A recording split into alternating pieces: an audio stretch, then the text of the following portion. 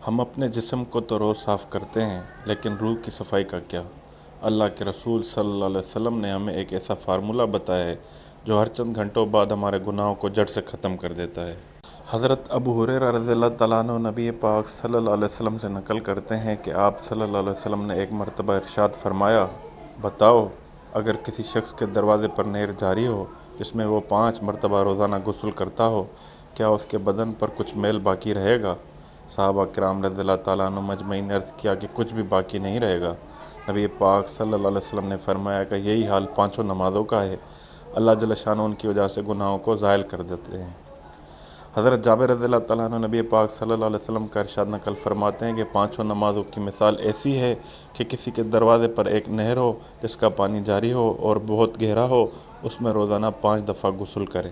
جاری پانی گندگی وغیرہ سے پاک ہوتا ہے، اور پانی جتنا بھی گہرا ہوگا اتنا ہی صاف اور شفاف ہوگا۔ اس لیے اس حدیث میں اس کا جاری ہونا اور گہرا ہونا فرمایا گیا ہے، اور جتنا صاف پانی سے آدمی غسل کرے گا اتنا ہی بدن پر صفائی آئے گی۔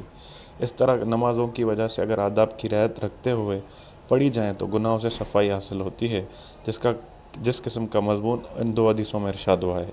اس قسم کا مضمون کئی اور حدیثوں میں بھی مختلف صحابہ کرام رضی اللہ تعالیٰ عنہ اجمعین سے مختلف الفاظ میں نقل کیا گیا ہے۔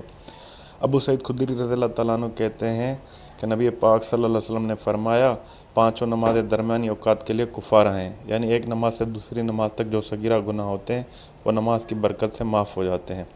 اس کے بعد حضور پاک صلی اللہ علیہ وسلم نے ارشاد فرمایا، مثلاً ایک شخص کا کوئی کارخانہ ہے جس میں وہ کچھ کاروبار کرتا ہے، جس کی وجہ سے اس کے بدن پر کچھ گرد و غبار میل کچل لگ جاتا ہے، اور اس کے کارخانے اور مکان کے درمیان میں 5 نہریں پڑتی ہیں۔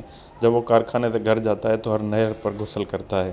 اس طرح سے 5 نمازوں کا حال ہے کہ جب کبھی درمیانی اوقات میں کچھ خطا اور لغزش وغیرہ ہو جاتی ہے تو نمازوں میں دعا استغفار کرنے سے اللہ جل شانہ بالکل اس کو معاف فرما دیتے ہیں۔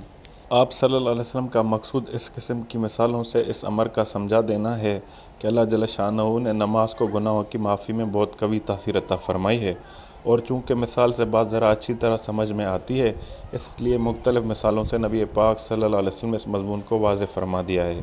اللہ جل شانہ کی اس رحمت اور وسعت، مغفرت اور لطف اور انعام اور کرم سے ہم لوگ فائدہ نہ اٹھائیں تو کسی کا کیا نقصان ہے، اپنا ہی کچھ کھوتے ہیں۔ ہم لوگ گناہ کرتے ہیں، نافرمانیاں کرتے ہیں، حکم عدولیاں کرتے ہیں، تعمیل ارشاد میں کوتاہیاں کرتے ہیں۔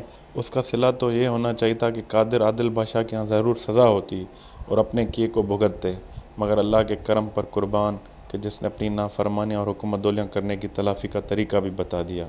اگر ہم اس سے نفع حاصل نہ کریں تو ہماری ہی حماقت ہے۔ حق تعالیٰ شانہ کی رحمت اور لطف و عطا کے واسطے بہانے ڈھونڈتے ہیں۔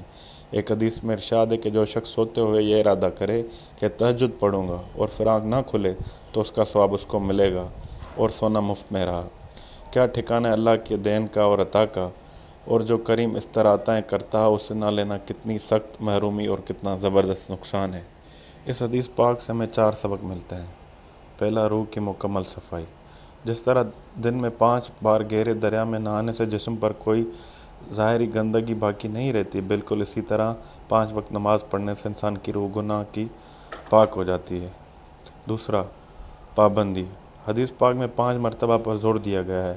اس سے سبق ملتا ہے کہ دین میں اصل خوبصورتی اور طاقت مستقل مزاجی میں ہے۔ اللہ تعالیٰ نے ہمیں ایک ہی بار میں کوئی بڑا مشکل کام کرنے کو نہیں کہا، بلکہ دن میں 5 مرتبہ چھوٹے چھوٹے وقفوں کے ساتھ اپنے پاس بلایا ہے تاکہ ہم بار بار آ سکیں۔ تیسرا، اللہ کی رحمت تک آسان رسائی۔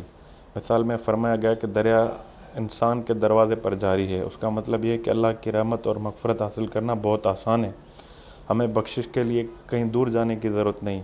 چوتھا، امید اور مایوسی کا خاتمہ۔ یہ احادیث انسان کو امید دلاتی ہیں، انسان جتنا بھی گناہ گار ہو، اگر وہ سچے دل سے دن میں 5 بار اللہ کے حضور کھڑا ہو جائے تو اس کا پچھلا سارا میل دھل جاتا ہے۔ یہ سبق ملتا ہے کہ اللہ کی رحمت سے ہمیں کبھی مایوس نہیں ہونا چاہیے۔